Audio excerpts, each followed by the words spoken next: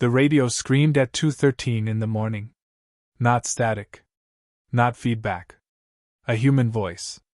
Male. Calm. Close enough that I instinctively looked toward the office door. Trail marker 47 has moved again. 3 seconds of silence followed. Then the same voice returned.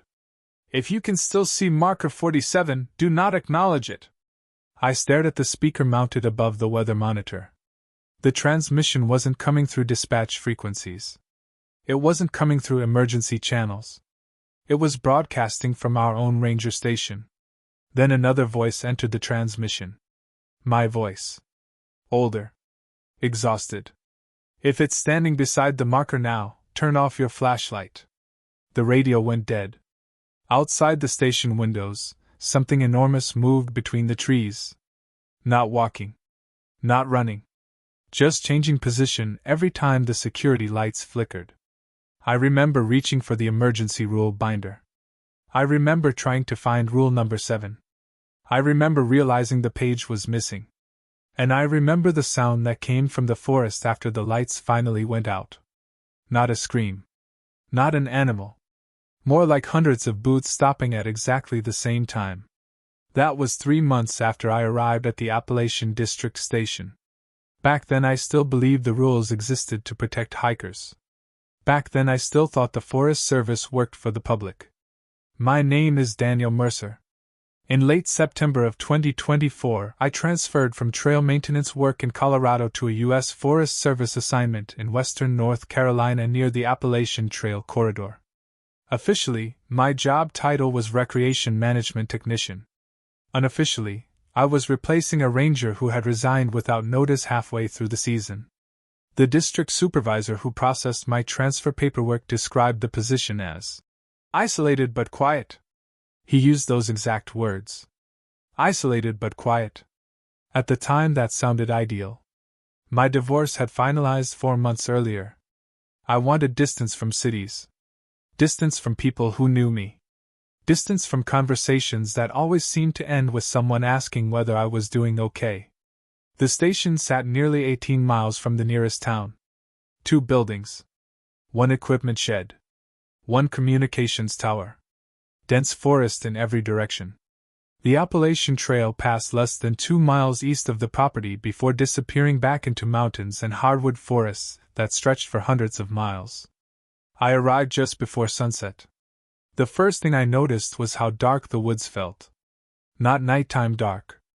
Not storm dark. Dense dark. As if the trees absorbed distance itself. You could look 20 feet into the forest and feel like you were looking underwater.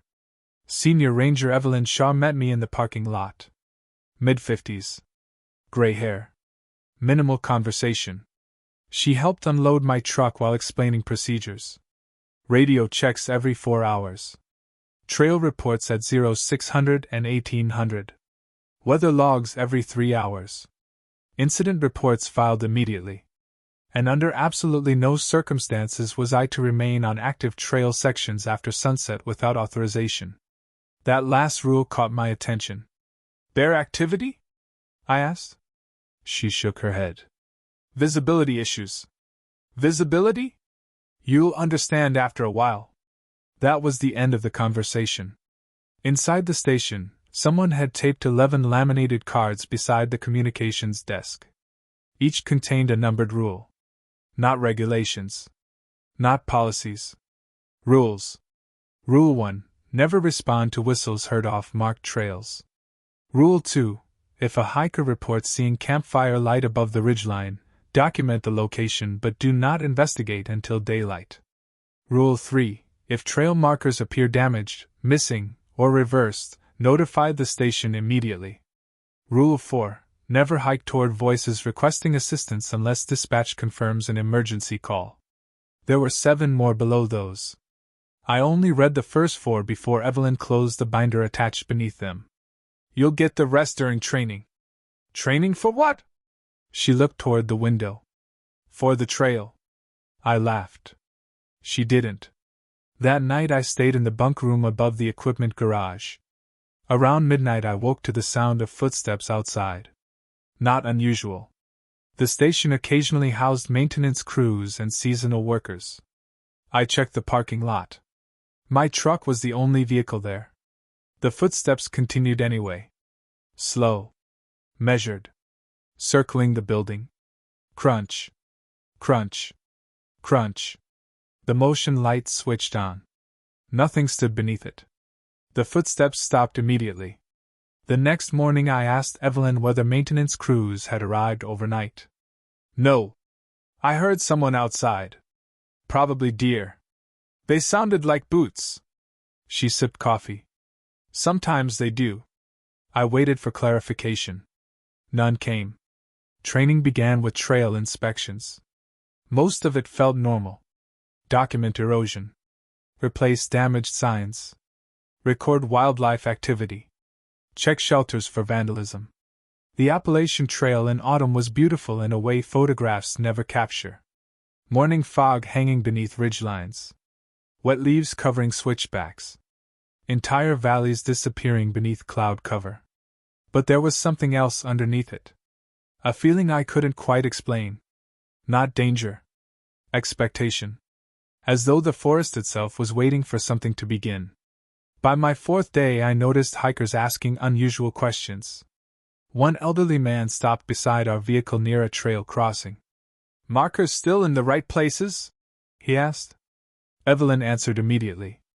"As of this morning." The man nodded with visible relief before continuing north. Later I asked what he meant. "People get turned around out here. Because of missing signs?" "Sometimes." She wouldn't say anything else. That evening I stayed late organizing maintenance reports while Evelyn prepared to leave. Before walking out the door, she placed a thin black notebook beside the radio. "Read it before your first solo patrol tomorrow." I looked down at the cover. No title. No labels. Just the Forest Service emblem stamped into worn leather. "What is it?" She hesitated for several seconds. "The unofficial procedures." Then she left. I opened the notebook. The first page contained only a single sentence. The notebook contained 11 rules. Only the first 4 matched the laminated cards in the station office. The others felt different. Less like regulations. More like instructions written by people who had already learned what happened when you ignored them. Rule 5 read: if birds become suddenly silent, stop walking and record the time. Do not move again until natural sounds return. ***. Rule 6. If you encounter a hiker who refuses to make eye contact, ask which direction they entered the trail. If they cannot answer immediately, leave the area. ***. Rule 7 was missing entirely. Not torn out. Not damaged. The notebook skipped from 6 to 8 as though 7 had never existed. Rule 8. Rule 9. Do not use names after dark while outside station property. Rule 10. If the radio asks you to confirm your location after 11 p.m., do not answer until it asks a second time. Rule 11. If Rule 7 becomes necessary, follow it exactly once. That was all. No explanations. No signatures. No dates. I spent 20 minutes checking the back pages for missing information. There wasn't any. The next morning Evelyn handed me keys to a Forest Service truck and a clipboard containing inspection routes. "My first solo patrol?" I asked. "You'll be fine. What about the rules?" She paused while pouring coffee. "What about them? Are they some kind of local joke?" She looked genuinely confused. "No." Then she picked up her radio and changed the subject. My route covered roughly 6 miles of side trails connected to the Appalachian corridor. Most of the work involved routine inspections. Broken signs. Drainage problems. Fallen branches. Normal things. The sort of work that becomes automatic after a few hours. By noon I had almost convinced myself the notebook was an elaborate initiation ritual for new transfers. Then I reached marker 18. The report from 3 days earlier described it as damaged and leaning east. The maintenance request included photographs. The marker in front of me wasn't damaged. It wasn't leaning. and according to the serial number stamped into the metal backing plate, it wasn't even the same marker. I checked the GPS coordinates twice. Then 3 times. Correct location. Wrong marker. I photographed everything and radioed the station. 18 appears replaced. Static answered first. Then Evelyn's voice. Copy. Maintenance crew came through? No. Then who replaced it? A long silence followed. Document the serial number and continue your route. That was the end of the conversation.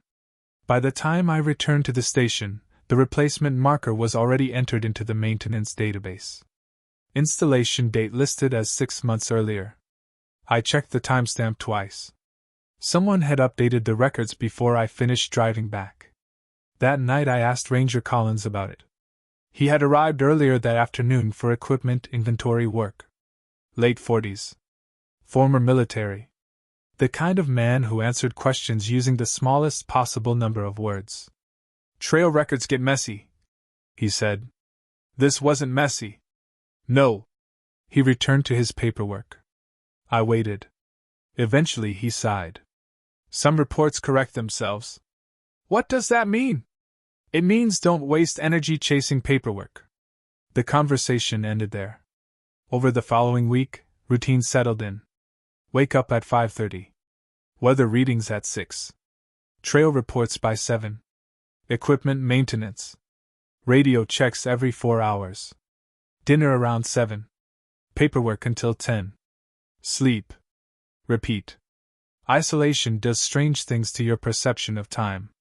Days stop feeling separate. The station's fluorescent lights stayed on 24 hours a day. The same coffee pot remained running continuously.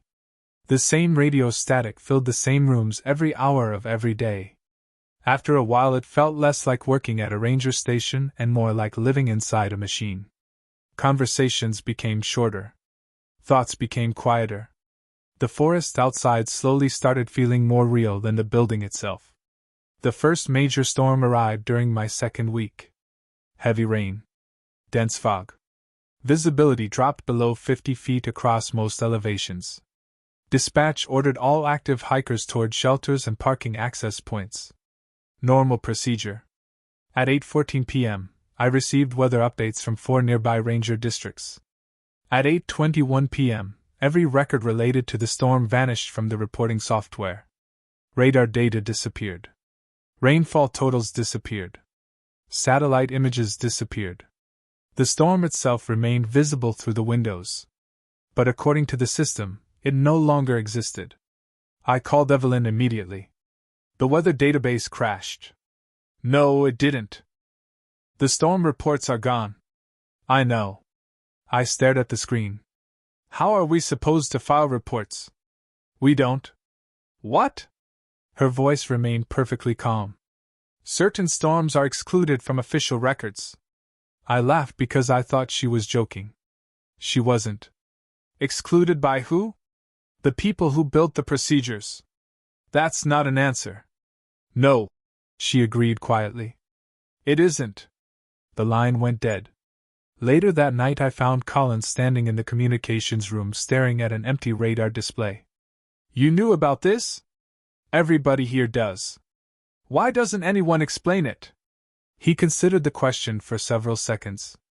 Then he looked toward the dark windows overlooking the trees. Because explanations make people curious. And curiosity is bad? No. He folded his arms. Curiosity gets people to leave the trail. The storm continued until nearly dawn. Not once did it appear in official records. No rainfall totals. No advisories. No satellite history. Nothing. By morning, according to every government system available, the storm had never happened. Around noon, a hiker arrived at the station requesting directions back to the main trail. Middle-aged. Cold. Exhausted. Mud covered his boots nearly to the knees. He looked around the office before speaking. Are the markers still moving? The room went silent. Collins stopped writing. Evelyn stopped sorting reports. Nobody answered. The hiker seemed to realize something immediately. His expression changed. Not fear. Recognition. He thanked us for the map and left without another word. After he disappeared down the access road, Evelyn quietly locked the station doors. Then she looked directly at me. Tomorrow you'll receive the rest of your training. I frowned. I already have the rules. She shook her head. No. For the first time since I arrived, she looked genuinely worried. The rest of my training began at 5:40 the following morning. Not in the office. Not in the communications room. Outside. The temperature had dropped nearly 15 degrees overnight, and fog sat low across the valley below the station. Not moving. Not drifting. Just sitting there. Like water filling a basin. Evelyn handed me a radio, a flashlight, and a folded map of our district. Most of the trails had been highlighted in yellow. 3 sections were marked in red. No labels. No explanations. Those sections closed years ago? I asked. No. Unsafe terrain? No. She looked toward the trees. We don't patrol those after sunrise. I frowned. After sunrise? She nodded. Before sunrise is usually fine. Usually. That word stayed with me. Collins joined us beside the truck carrying a metal case that looked older than the station itself. Military green. Heavy scratches across the surface. He opened it. Inside sat 6 emergency locator beacons. Old models. The kind hikers stopped carrying years earlier. Keep one on you during patrols. Why not use GPS? He looked at me for several seconds. GPS works on the trail. My eyes shifted toward the red sections on the map. And there? He closed the case. Sometimes. The drive to Sector 4 took 40 minutes. Fog thickened as we climbed higher. The trees changed too. Less undergrowth. Taller trunks. Long stretches where nothing grew beneath the canopy at all. By the time we reached the trailhead, the forest had become unnaturally quiet. No insects. No birds. No wind. I immediately remembered Rule 5. If birds become suddenly silent, stop walking and record the time. Do not move again until natural sounds return. I checked my watch. 6:27 a.m. Collins noticed. Good. Good? You remembered. He leaned against the truck. Now we wait. For what? The birds. 5 minutes passed. Then 10. Neither ranger spoke. The silence itself felt wrong. Not peaceful. Not empty. Compressed. Like standing underwater. At exactly 6:41 a.m., a single crow called somewhere uphill. A second later the entire forest came back to life. Wind moved through branches. Insects resumed their noise. Somewhere in the distance something knocked against wood. Collins nodded. Let's go. Neither of them explained what had happened. Neither of them looked surprised. The patrol itself felt normal at first. Trail maintenance. Marker inspections. Checking shelters. Replacing damaged signs. Routine work. Then we reached marker 31. The post leaned slightly toward the north. Fresh scratches covered the reflective surface. Not animal marks. Parallel lines. Almost deliberate. Collins photographed the damage without speaking. Then he checked his watch. Wrong direction. What? The marker moved 6 degrees. I stared at him. You can tell that by looking at it? No. He pointed toward a brass plate fixed beneath the marker. Tiny directional markings surrounded the base. North. South. East. West. The post had rotated. Not much. Just enough that northbound hikers would slowly drift west after the next fork. Maybe 20 yards off course. Maybe 50. But in mountains, 50 yards is enough. Who does this? Collins stared into the woods. No idea. He didn't sound convinced. We repaired the marker and continued.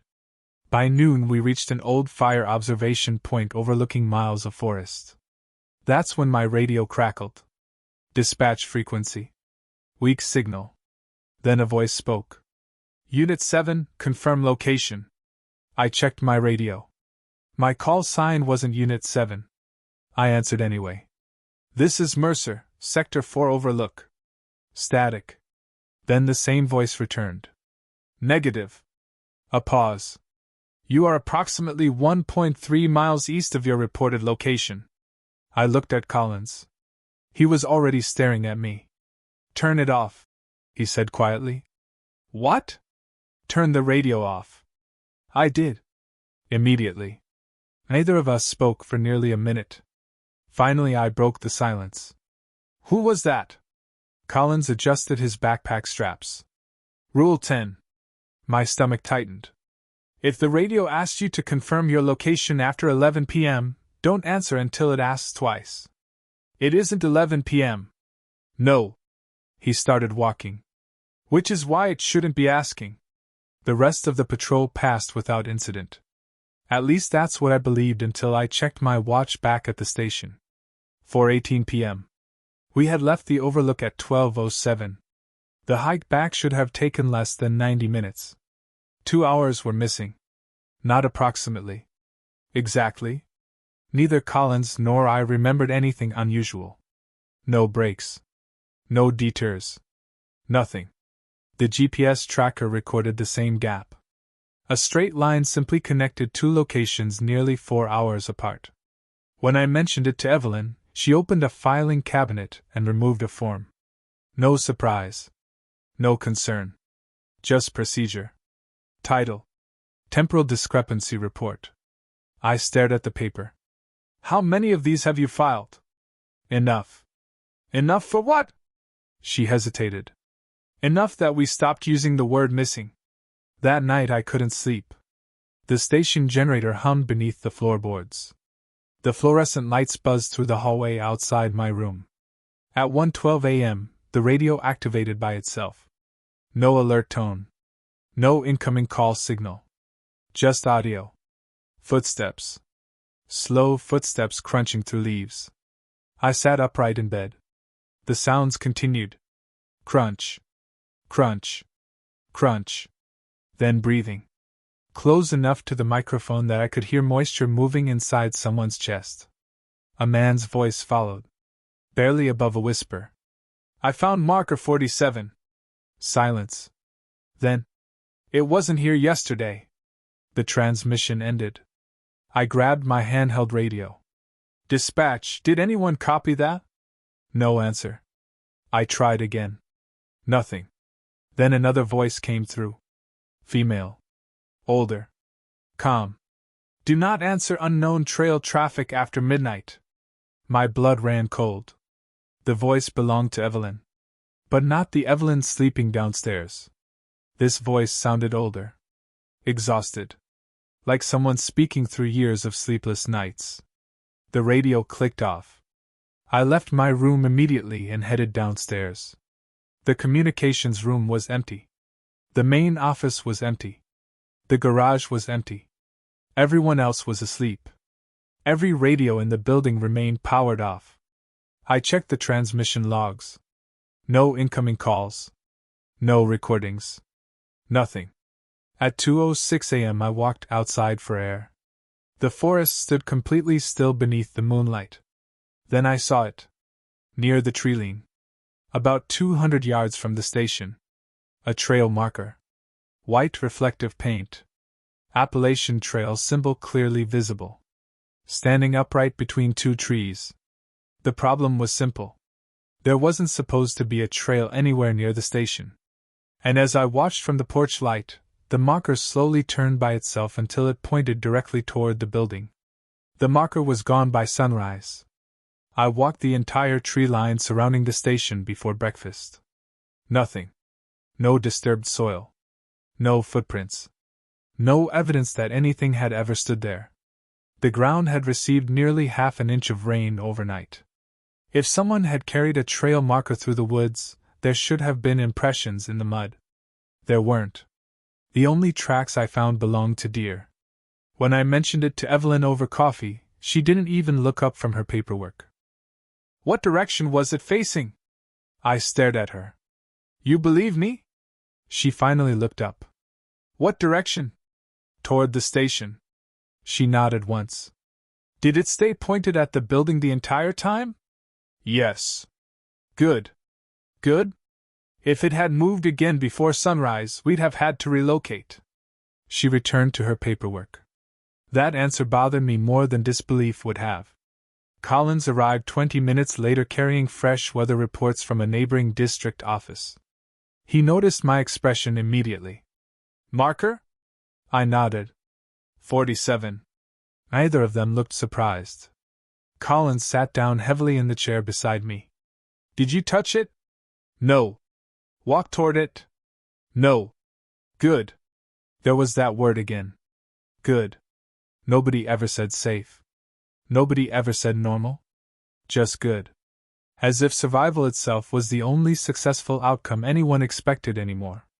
Around noon I finally asked the question that had been sitting in the back of my head since the radio transmission. Who was Unit 7? The room went quiet. Collins stopped writing. Evelyn slowly set her coffee cup down. Neither answered immediately. Finally Evelyn spoke. Previous employee. The one I replaced? No. She looked toward the dark office windows. The one before him. What happened? No answer. What happened to Unit 7? Collins stood up. Transfer request denied. That was all he said before leaving the room. The answer made no sense. Transfers weren't denied by radio call signs. People weren't identified by unit numbers years after leaving a station. But nobody was willing to continue the conversation. That afternoon, while organizing old maintenance records in the equipment shed, I found a locked filing cabinet hidden behind boxes of climbing gear and snow rescue equipment. Not unusual. Government buildings accumulate forgotten storage. The unusual part was the label. Archive B. No department designation. No inventory code. Just 2 words printed onto faded tape. The lock itself was old enough to belong in another decade. Out of curiosity, I tried my station key. It opened immediately. Inside sat dozens of folders. Weather records. Trail reports. Maintenance requests. Everything looked ordinary until I noticed the dates. 1989. 1990. 1991. 1992. Entire years missing between reports. As though someone had selectively removed history. Then I noticed something else. Every file referenced the same thing. Unscheduled atmospheric events. Not storms. Not weather systems. Events. Each report followed identical formatting. Event arrival time. Audio characteristics. Visual distortion severity. Trail displacement incidence. Personnel memory loss estimate. I read that line 3 times. Memory loss estimate. Not possibility. Not symptoms. Estimate. One report from October 1997 caught my attention. Personnel affected 4. Estimated missing time, 7 hours. Estimated memory degradation, 12 to 18%. Recovery probability, unacceptable. I turned to the next page. The remainder had been removed. Another report. January 2008. Marker migration exceeded projected radius. 3 hikers recovered. 1 hiker remained unaccounted for despite visual confirmation at 0640 hours. Visual confirmation after disappearance. I read the sentence again. Same wording. Same implication. The hiker had been seen after he was already officially missing. Footsteps echoed from outside the shed. I slammed the folder closed. The door opened. Collins stood there. For several seconds neither of us spoke. Then his eyes drifted toward the cabinet. You found Archive B. Not a question. A statement. Why does the Forest Service have files about memory degradation? He stepped inside and quietly shut the door. Because the Park Service wouldn't take them. What does that mean? Jurisdiction issues. I laughed. Actually laughed. Jurisdiction over what? He considered the question for a long time. Then he answered with complete sincerity. The trail. The trail belongs to the Forest Service. No. His expression never changed. The trail belongs to the trail. For some reason that frightened me more than anything else he'd ever said. He walked over to the cabinet and pulled out a thin folder. The paper looked newer than the others. Less worn. The date read October 2023. Only 1 year earlier. Personnel assignment, Unit 7. My replacement. The man from the radio. The folder contained 6 pages. The first documented increasing reports of marker movement near Sector 8. The second listed unexplained radio traffic. The third described navigational inconsistencies. Page 4 stopped me cold. Personnel reported hearing future conversations transmitted through standard Forest Service frequencies. Recommendation: avoid acknowledgement of recognizable voices. The handwriting beneath the recommendation was different. Personal. Hurried. If you hear yourself speaking, leave immediately. Page 5 was missing. Page 6 contained only a single paragraph. Unit 7 entered Red Zone Trail section during active atmospheric event. Personnel remained visible for approximately 11 minutes after disappearance. Recovery efforts suspended. I looked up slowly. What does visible after disappearance mean? Collins looked tired. Not physically tired. Old tired. The kind that settles into people after carrying something for too long. It means exactly what it sounds like. The room fell silent. Finally, I asked the question I wasn't sure I wanted answered. Did you know him? Collins nodded once. Good ranger. What happened to him? He followed Rule 7. My stomach tightened immediately. The missing rule. The one that existed everywhere except the notebook. What is Rule 7? Collins looked toward the cabinet. Toward the files. Toward the station outside. Then back at me. I've never had to use it. Before I could ask anything else, the station radio erupted inside the main building. Not an alert tone. Not a weather warning. A voice. Distant. Distorted. Repeated over and over again. Unit 8, respond. Collins froze. The color drained from his face. Very quietly, he asked, what unit number did they assign you during orientation? My mind went blank. I opened my mouth to answer. And realized with sudden horror that I couldn't remember ever being given one at all. Collins was already backing toward the door. Because somewhere inside the station, the radio repeated the message again. Only this time it used my name. Unit 8. Static hissed. Then, the radio repeated my name 3 more times. Each transmission sounded slightly different. The first sounded distant. The second sounded closer. The third sounded as though someone was standing directly beside the microphone. Unit 8. Static. Respond. Nobody moved. Nobody spoke. Collins stared at the radio with the expression of a man watching a wildfire reach dry timber. Evelyn walked into the room moments later and immediately understood what had happened. Did he answer? Collins shook his head. Good. Again. That word. Good. Never safe. Never okay. Only good. Evelyn crossed the room and pulled the power cable from the communications console. The radio died instantly. The room remained silent except for the hum of fluorescent lights overhead. Then the handheld clip to Collins' vest crackled. Same voice. Same frequency. Same message. Unit 8. The room temperature suddenly felt several degrees colder. Collins powered off the handheld. The voice continued. Not from the speaker. From somewhere inside the radio itself. Muffled. Mechanical. Like hearing someone speak through walls. Evelyn grabbed the radio and locked it inside a steel storage cabinet.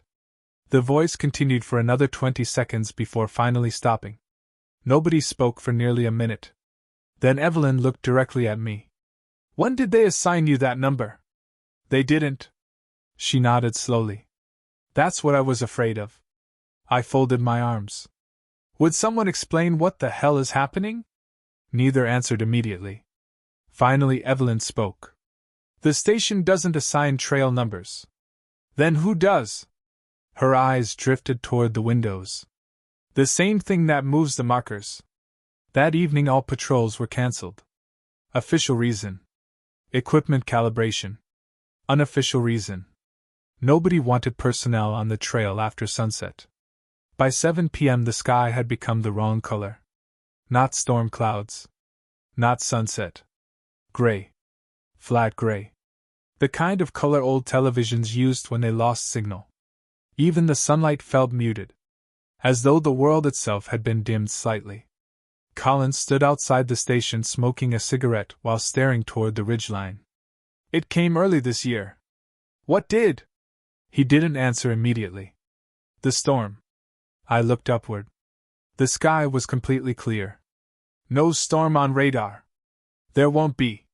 He crushed the cigarette beneath his boot. Not until it's already here. At 8:17 p.m. the barometric pressure dropped 9 millibars in less than 4 minutes. Impossible. Pressure changes don't happen like that.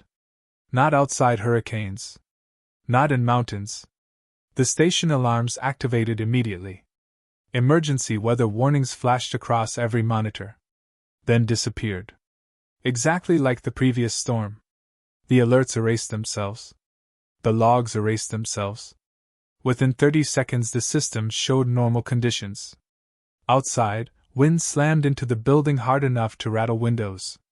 The trees bent sideways. Rain hammered the roof. According to every instrument in the station, none of it existed. Evelyn quietly opened a locker beneath the communications desk. Inside sat emergency packs. Flashlights. Water. Medical supplies. Old military respirators. She handed one to me. What's this for? Pressure changes. Pressure doesn't require respirators. No. Her expression remained unreadable. But breathing does. By 9 p.m. every radio frequency had become unusable. Not static. Voices. Hundreds of voices layered together. Some whispered. Some laughed. Some sounded as though they were speaking underwater. Occasionally words emerged from the noise. Coordinates. Names. Distances. Directions. At 9:14 p.m. I heard my father's voice. He had died 11 years earlier. I froze immediately. The voice repeated my childhood nickname. Softly. Patiently. As though trying not to wake someone sleeping nearby. My hand moved toward the radio volume control. Collins grabbed my wrist before I touched it. Don't listen for meaning. I looked at him. What? The moment you start understanding them, they start understanding you. That sentence stayed with me. Because he didn't say if. He said when? At 10:03 p.m. the security cameras failed. One by one. North perimeter. Offline. South perimeter. Offline. Tower camera. Offline. Only the parking lot camera remained operational. The image showed empty pavement beneath pale security lights. Then movement appeared near the edge of the frame. A person. Standing perfectly still near the tree-line. Too far away for details. Just a silhouette. I leaned closer. Forest Service jacket. Ranger hat. Someone from the station. The figure stepped forward. The camera adjusted focus automatically. My stomach dropped. It was me. Same jacket. Same beard. Same scar beneath my chin from a climbing accident years earlier. The figure stared directly into the camera. Then raised one finger to its lips. The feed went black. Nobody in the room spoke. Eventually Collins quietly switched off the monitor. At 10:41 p.m. the storm arrived. Not visually. Physically. Pressure hit first. My ears popped hard enough to hurt. Coffee mugs vibrated across tables. The fluorescent lights flickered in unison. Then every clock inside the station stopped. Wall clocks. Watches. Computer timestamps. Microwave displays. Everything froze at exactly 10:41. Even my phone. Battery removed. Powered off. Still displayed 10:41. The station generator groaned beneath the floor. Somewhere outside, something struck the communications tower. Not once. Repeatedly. Metal screamed against metal. Boom. Boom. Boom. Evelyn didn't even look up from her checklist. Stay away from windows. The impact came again. Louder this time. The building shuddered. I looked toward the dark glass despite myself. At first I thought the tower was swaying in the wind. Then I realized the tower wasn't moving. Something beside it was. Something tall enough to stand level with the upper antenna arrays. The lightning flashed. Only for an instant. I didn't see a shape. I saw absence. A section of sky where stars should have existed. A silhouette defined entirely by missing background. The lightning vanished. So did the shape. Then came the sound. Not footsteps. Not movement. A long, slow exhale that seemed to travel through the entire valley. The radios activated simultaneously. Every speaker in the building. Every frequency. Every channel. One voice emerged from the noise. Mine. Calm. Tired. Older. Do not let it see you looking at it. The transmission paused. Then continued. You still have time before Rule 7. The room became completely silent. Nobody moved. Nobody breathed. Because for the first time since arriving at the station, I saw genuine fear on Evelyn's face. Very quietly she asked, "What exactly did your voice say?" I repeated it. Word for word. Collins closed his eyes. Evelyn looked toward the dark windows. Then toward the locked storage cabinet containing the radios. Finally she whispered something so quietly I almost missed it. "It knows which version of you this is." Before I could ask what that meant, every light in the station went out at once. Total darkness swallowed the building. For several seconds nobody moved. Then, somewhere deep in the forest beyond the station, hundreds of boots stopped walking at exactly the same time. The darkness lasted exactly 17 seconds. I know that because when the emergency lights finally activated, every clock in the station had advanced from 10:41 to 10:58. 17 minutes had disappeared. None of us remembered those minutes. Not even fragments. No sounds. No thoughts. Nothing. Just absence. The red emergency lights painted the station in dim, uneven shadows. For the first time since I had arrived, the building no longer felt like a ranger station. It felt like a bunker. Evelyn moved immediately. Not panicked. Practiced. She opened a steel cabinet near the communications desk and removed a yellow binder labeled Atmospheric Event Procedures. Not emergency procedures. Not severe weather response. Atmospheric Event Procedures. She flipped directly to a page halfway through the binder. No hesitation. No searching. As though she had memorized the location years earlier. Protocol 3, she said. Collins nodded. Without a word, he began covering the station windows with heavy blackout panels stored beneath the desks. I moved to help. "Why are we covering the windows?" Mather answered. The sound came again from outside. Slow footsteps. Hundreds of them. Moving somewhere beyond the trees. Not approaching. Not retreating. Circling. Crunch. Crunch. Crunch. Leaves. Gravel. Branches. Thousands of tiny sounds blending together into something that resembled rainfall. Then all of it stopped. Simultaneously. The silence that followed felt physical. Pressure built inside the room. My ears popped again. The fluorescent fixtures overhead rattled against the ceiling. Collins handed me a flashlight. Rule 12. There are only 11 rules. Not tonight. That was all he said. The flashlight felt unusually heavy. When I switched it on, the beam appeared weaker than normal. Almost gray. As though the darkness itself was absorbing the light. Evelyn began reading from the binder. Maintain interior lighting at all times. Do not separate. Do not respond to exterior movement. Do not confirm identities through windows. She looked up. If someone outside asks to come in, you ignore them. I stared at her. What if it's another ranger? Ignore them. What if it's a hiker? Ignore them. What if it's you? The room went silent. Collins stopped moving. Evelyn held my gaze for several seconds. Especially then. At 11:14 p.m., someone knocked on the front door. 3 slow knocks. Not pounding. Not desperation. Polite knocking. Everybody froze. The knock came again. Then a voice. Male. Young. Scared. Forest Service? Another knock. Please. A pause. I'm lost. Every instinct in my body told me to open the door. That was our job. Help people. Protect hikers. Find the lost. Collins slowly shook his head. The voice continued. I can see your lights. Another pause. My radio stopped working. Then, I think something followed me down from the ridge. The station remained silent. No one moved. The voice stayed outside for nearly 10 minutes. Sometimes talking. Sometimes crying. Sometimes simply standing there. Then the knocking stopped. Footsteps moved away from the building. By morning we would find no footprints.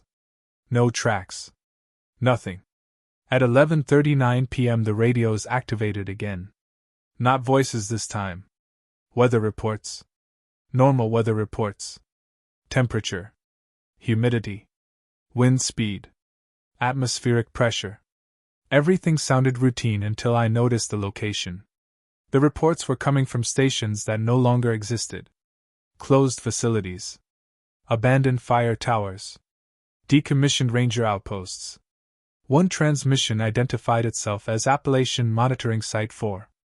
Collins noticed my expression. Closed in 1987. Another. Blue Ridge Observation Post. Closed in 1994. Another. Sector 7 Relay Station. Collins said nothing that time. The radio voice continued.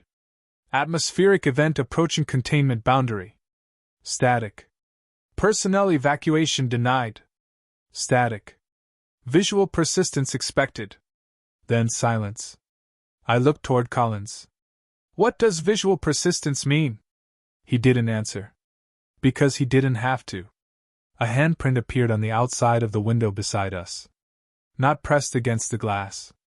Forming on it. Condensation spread outward from invisible fingers until a complete human handprint stood clearly against the darkness outside. Another appeared beside it. Then another. Then dozens. Different sizes. Different heights. Some impossibly high above the ground. The blackout panels hid most of the windows, but the uncovered sections slowly filled with prints. Nobody spoke. Nobody moved. Eventually Evelyn quietly covered the remaining glass. The handprints continued appearing beneath the edges of the boards. At 12:07 a.m. the pressure changed again. Not dropping. Increasing. The air inside the station suddenly felt heavy. Breathing required effort. The respirator Evelyn had given me earlier finally made sense. Everyone put theirs on immediately. I followed. Within seconds breathing became easier. Collins noticed my confusion. The pressure isn't changing in here. I looked at him. What? It's changing somewhere else. That sentence made less sense the longer I thought about it. At 12:31 a.m., the footsteps returned. Closer this time. Not outside the property. Inside it. Moving between buildings. Around vehicles. Across the gravel parking lot. I counted at least 20 separate sets of footsteps. Maybe more. Then came voices. Conversations. Casual conversations. Laughter. Equipment cases opening and closing. Truck doors slamming. An entire night shift arriving for work. The station sounded surrounded by people. But the security cameras showed an empty parking lot. Empty except for one figure standing beneath the communications tower. Forest Service jacket. Ranger hat. Hands in pockets. Watching the station. Watching us. Watching me. The camera zoomed automatically. My face filled the monitor. Not similar. Not close. My face. Older than the version standing in the room. Tired. Thin. Eyes carrying the kind of exhaustion I had heard in the radio transmissions.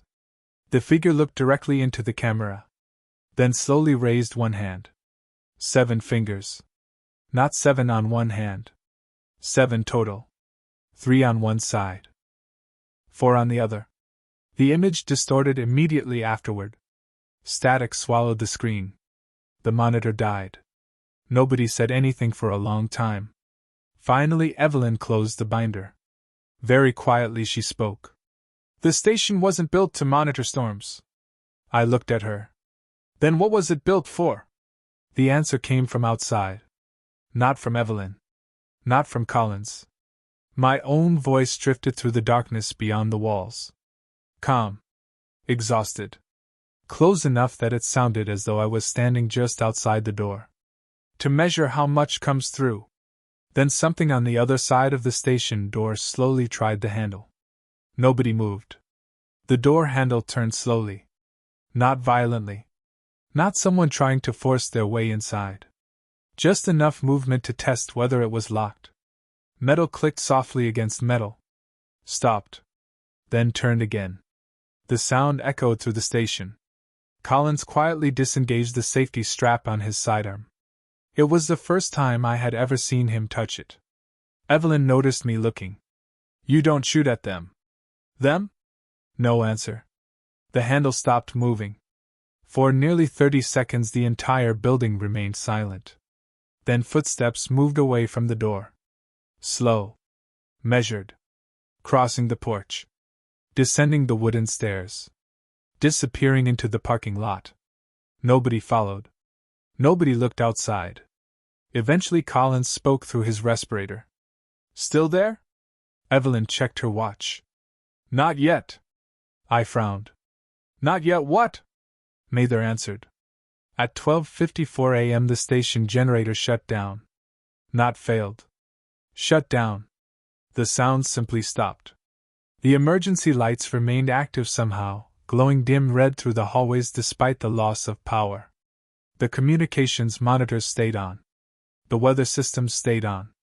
Even the coffee machine in the break room continued humming quietly. The station should have been dead. Instead it felt disconnected. Like a machine running without being attached to anything. Collins noticed me staring at the lights. It always happens around this point. What point? The overlap. That word again. Another answer that wasn't an answer. The radio activated. Static first. Then my own voice. Older. Tired. Do not trust the clocks after 1 o'clock. A pause. Do not trust reflections after 1:30. Another pause. And if Evelyn remembers her son tonight, leave immediately. The transmission ended. The room fell silent. I looked toward Evelyn. She hadn't moved. Hadn't blinked. For several seconds I wondered if she had even heard it. Then she quietly removed her glasses and rubbed her eyes. He never had a son. Collins spoke so quietly I almost missed it. Evelyn froze. Slowly she turned toward him. What? Collins looked genuinely frightened. You just said he. The room became very still. Evelyn stared at him. Then at me. Then toward the floor. For almost a full minute nobody spoke. Finally she whispered. I don't remember having children. No one answered. Because none of us knew whether that was reassuring or terrifying. At 1:07 a.m. the radios all activated simultaneously. Not voices. Coordinates. Hundreds of coordinates. Latitude. Longitude. Elevation. Rapidly spoken numbers pouring from every speaker in the building. Collins grabbed a map from the wall. His face changed immediately. What? He looked at me. They're all on the trail. Every coordinate corresponded to locations along the Appalachian corridor. Shelters. Lookouts. Old campsites. Maintenance roads. Then one final coordinate came through the speakers. The room went silent. Collins checked the map again. Very slowly he lowered it. That's here. The station. The coordinate belonged to the building we were standing in. The radio crackled one final time. Containment boundary updated. Static. Sector 8 now considered active trail. My stomach dropped. The station wasn't near the Appalachian Trail. It sat nearly 2 miles away. That wasn't possible. Collins apparently agreed. Because he whispered, "No." The building creaked. Not settling. Moving. The sensation lasted less than a second. Like turbulence on an airplane. Then it stopped. Coffee rippled inside mugs. Loose papers shifted across desks. The entire structure felt as though it had moved a few inches sideways. Somewhere outside, wind chimes rang. There were no wind chimes on the property. Evelyn opened the atmospheric procedures binder and began turning pages rapidly. For the first time since I had met her, she looked panicked. "What's wrong?" She didn't answer immediately. Finally, she looked up. The station moved. I stared at her. "What does that mean?" "It means the trail found us." The radios activated again. This time the voice belonged to someone else. Male. Middle-aged. Professional. Forest Service Dispatch Protocol.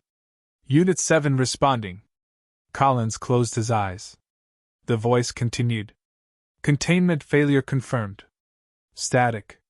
Rule 7 authorization granted. My heart started pounding. The missing rule. The one nobody would explain. The one that existed everywhere except the notebook. The voice continued. If visual persistence exceeds 30 minutes, the current version must yield route priority. I looked at Collins. What does that mean? He didn't answer. Because he already knew. The dispatch voice spoke one final sentence. Only one instance may remain on the trail. Silence. Absolute silence. Then footsteps sounded from the hallway upstairs. Heavy boots.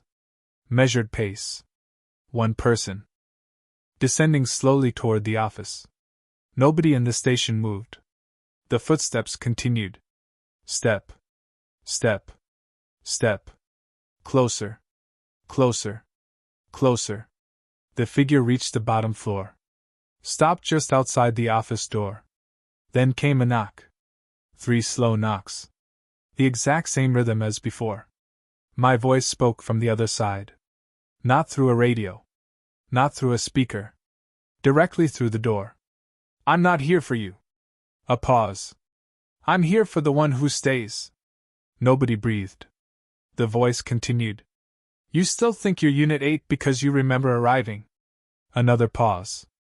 Unit 8 arrived last year. My hands started shaking. No. The voice ignored me. You inherited his memories during the transfer. The room spun slightly.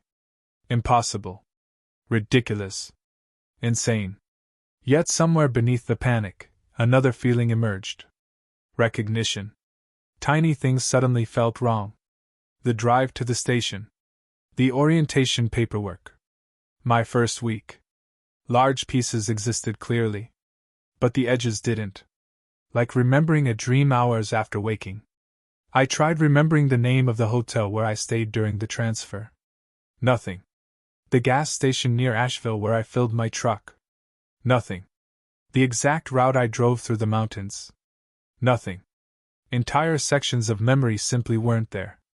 The voice outside spoke again. You noticed it eventually. I backed away from the door. No. You were never replacing Unit 8. The handle moved slowly. Carefully. Almost gently. You are Unit 8. The station lights flickered. The radios hissed. Somewhere outside in the darkness, hundreds of boots began walking again. Because standing outside the office door was the version of me that had survived long enough to become Unit 9. And for the first time since arriving at the station, I understood what Rule 7 was for. It wasn't a survival rule. It was a succession procedure. Nobody spoke after that. Not me. Not Collins. Not Evelyn. The version of me outside the door waited patiently. No pounding. No threats. Just quiet breathing on the other side of the wood. As though he already knew how this ended. The radios hissed softly. Then my older voice returned. Open the door. I didn't move. You know why I'm here. The handle rattled once. Not hard. Almost politely. Collins finally broke the silence. Don't answer questions. I looked at him. What happens if I do? He hesitated. They start sharing memories. The sentence settled heavily in the room. Because part of me already knew exactly what he meant. I remembered things that weren't mine. A broken antenna during an ice storm. Replacing batteries in a weather relay station that no longer existed. Watching sunrise from a fire tower overlooking valleys I had never visited. The memories arrived quietly.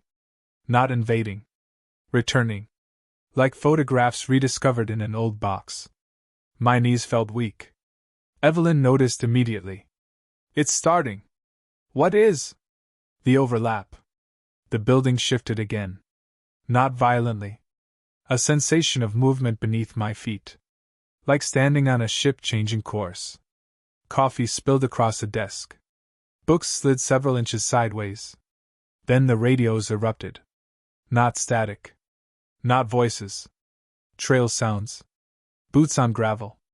Zippers opening. Camp stoves igniting. Backpacks being adjusted. Hundreds of hikers moving through the station itself. I could hear them passing through walls. Through hallways. Through rooms that stood completely empty. The Appalachian Trail wasn't outside anymore. The Appalachian Trail was passing through us. The pressure inside the building increased sharply. My respirator suddenly felt inadequate. Breathing became work. Collins checked his watch. How long? Evelyn looked at hers. 23 minutes. Until what? I never asked. Because I already knew the answer. Visual persistence. The older version of me remained outside for only a limited amount of time. After that, one of us would stay. The radios crackled again. Containment boundary unstable. Static. Route priority unresolved. Static. Rule 7 recommended. The lights flickered. For a moment the office disappeared. Not darkness. Replacement. The station became another room entirely. Different walls. Different desks. Different equipment. Older equipment. Analog monitors. Ashtrays. Paper maps pinned to walls. 1980s Forest Service logos. Then the room snapped back to normal. Collins had seen it too. His face confirmed that. Evelyn looked away immediately. Don't focus on changes. What changes? The station remembers previous versions of itself. Another impossible sentence. Another sentence nobody questioned. Outside, the footsteps stopped. Silence settled over the valley. Absolute silence. Then came the whistles. One whistle. Far away. Then another. Then dozens. Moving through the trees. Circling the station. Approaching slowly. Rule 1. Never respond to whistles heard off marked trails. The whistles sounded human. Casual. The kind hikers used to locate each other in fog. Then one came from directly outside the window beside me. 2 short notes. A pause. 2 more. The exact whistle pattern my father used when calling me inside as a child. I shut my eyes immediately. Across the room, Collins quietly lowered his head into his hands. The whistles outside changed. A woman calling for help. A child crying. Someone shouting for a ranger. Then, Evelyn! Her head snapped upward. The voice came again. Evelyn, open the door. She stopped breathing. The room went still. My God! Collins looked toward her. Don't. Tears appeared in her eyes. My husband died in 2009. The voice outside laughed softly. Not cruelly. Almost kindly. Then it spoke again. You're remembering him wrong. Evelyn stood abruptly. Collins grabbed her arm. She pulled away immediately. The voice continued. You left him on the trail. No. You know you did. No. The voice became quieter. Closer. He waited for you. The room temperature dropped sharply. Frost spread across the inside of the windows. The blackout panels creaked against the glass. Evelyn stared toward the door. For the first time since I had known her, she looked afraid. Not of the storm. Of memory. Then the station speakers activated. My older voice returned. She's losing chronology.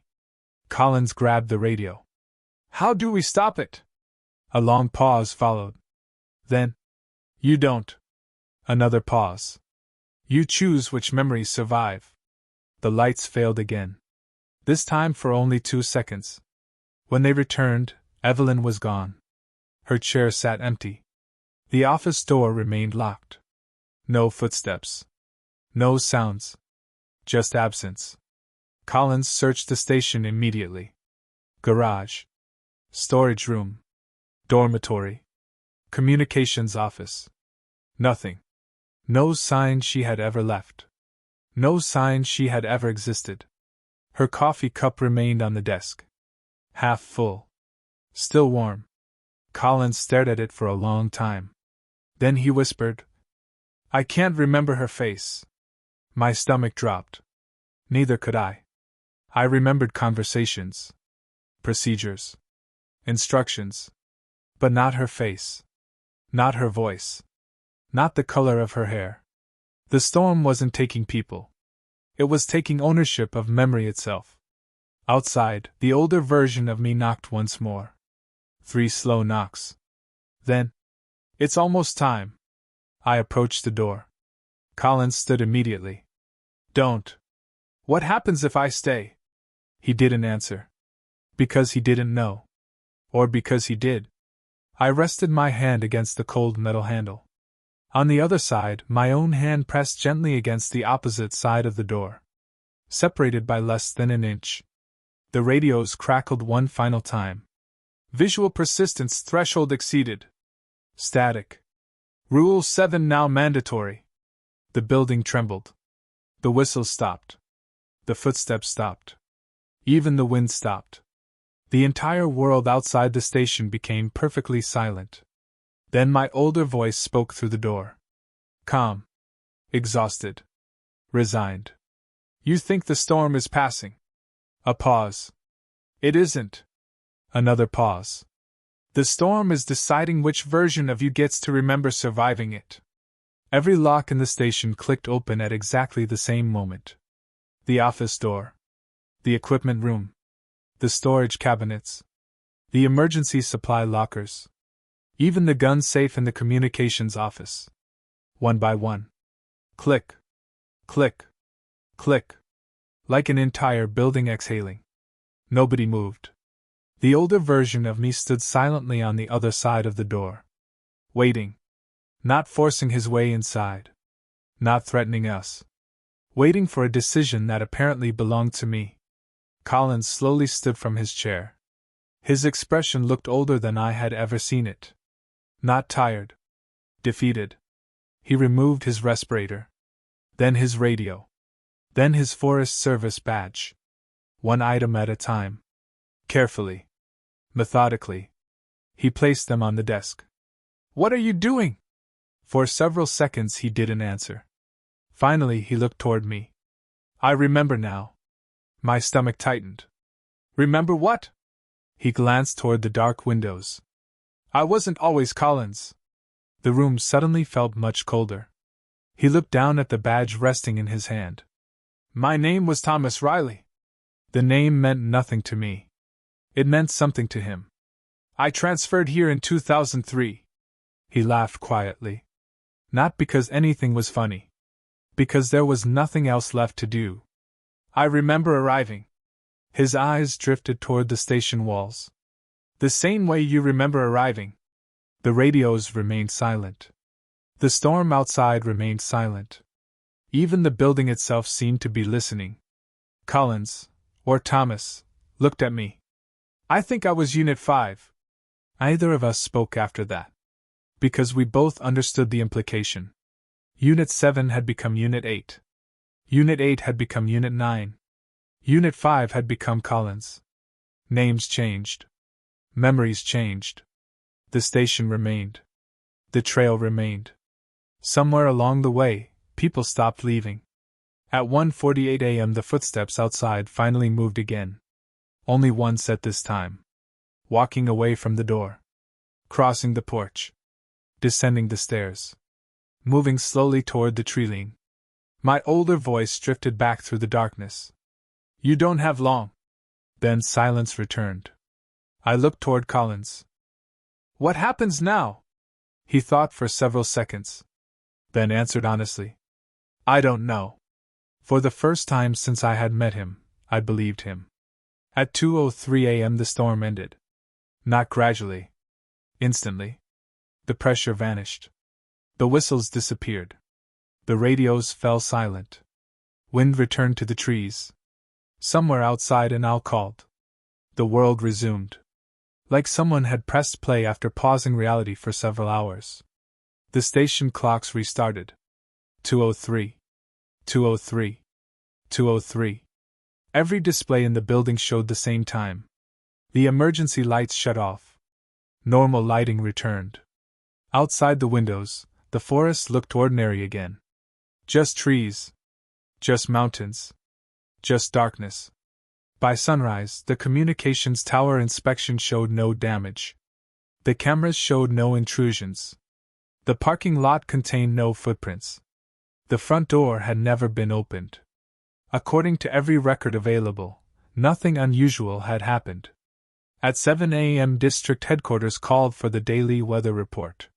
Clear skies. Normal pressure. No incidents to report. Collins delivered the report exactly as written. No mention of voices. No mention of missing time. No mention of storms that officially did not exist. Headquarters accepted the report without questions. Around noon I searched the personnel files. There was no Ranger Evelyn Shaw. Not retired. Not transferred. Not deceased. No employment history existed anywhere in the database. No photographs remained inside the station. No signatures on reports. Nothing. Even stranger. Neither did Thomas Riley. Collins still existed. Collins still sat across from me every morning drinking coffee. But according to official records, he had worked at the station continuously since 1998. No prior employment history. No transfer documentation. No military records. Just Collins. As though he had always been there. When I asked him about it, he simply nodded. It happens. To everyone? He looked out the window. Eventually. 3 weeks later I found the black notebook back on my desk. The same notebook Evelyn had given me on my first week. The same 11 rules. Only this time Rule 7 existed. The handwriting matched the others. Simple. Direct. Clinical. Rule 7 asterisk. If you encounter another version of yourself during an active event, do not attempt communication. If the duplicate remembers events you do not remember, it has priority of passage. If both versions claim continuity of memory, the trail will decide. That was all. No explanation. No signature. No indication of who wrote it. I read it 5 times. Then closed the notebook. I have never seen the older version of myself again. At least I don't think I have. Sometimes during night patrols I catch movement between trees that disappears when I focus on it. Sometimes the radios activate after midnight, and I hear breathing that sounds familiar. Sometimes I wake with memories that don't belong to me. Repairing flood damage near Virginia. Inspecting shelters in Maine. Watching snow fall outside a ranger station I have never visited. The memories arrive with details too specific to be dreams. Coffee brands. Road names. Conversations.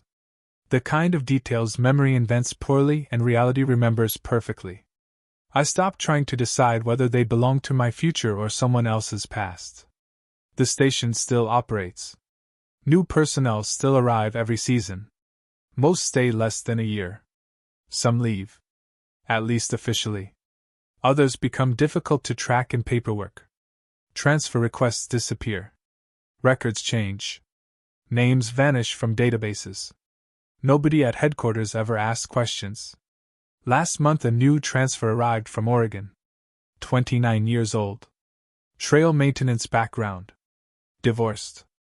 Wanted distance from cities. Wanted quiet. The similarities bothered me immediately.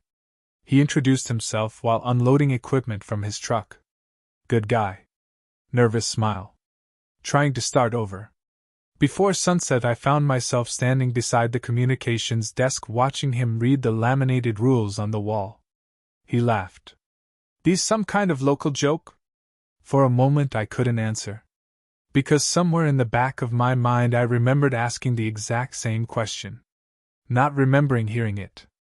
Remembering saying it. That night I opened the personnel assignment file. Unit designation. Unit 10. I closed the folder immediately. Outside, beyond the station lights, the Appalachian forest stretched endlessly into darkness. The trees moved gently in the wind. The trail wound through mountains older than memory. Older than maps. Older than names. Sometimes, very late at night, the radio still activates on its own. Most of the time it's only static. Occasionally it's footsteps. Once every few months, a voice comes through. My voice. Older than the last time. More tired. Always calm. Always professional. The message never changes. Marker 47 moved again. A pause follows. Then the voice adds the part that frightens me more every time I hear it. Unit 9, confirm visual contact. I have never answered. Not once. Because I still don't know whether refusing to respond keeps it away. Or keeps me here. And somewhere out there beyond the trees, beyond the ridgelines, beyond the parts of the Appalachian Trail that appear on official maps, something is still moving the markers. The Forest Service knows. The station knows. The trail knows. And sooner or later, another ranger will arrive believing they came here to protect hikers. They'll unpack their truck. They'll learn the rules. They'll hear the whistles. They'll begin noticing gaps in their memory. And eventually they'll discover the truth that every ranger before them discovers too late. The Appalachian Trail doesn't lead through the mountains. The mountains lead through it. And the trail is always looking for someone to remember where it goes when nobody else can.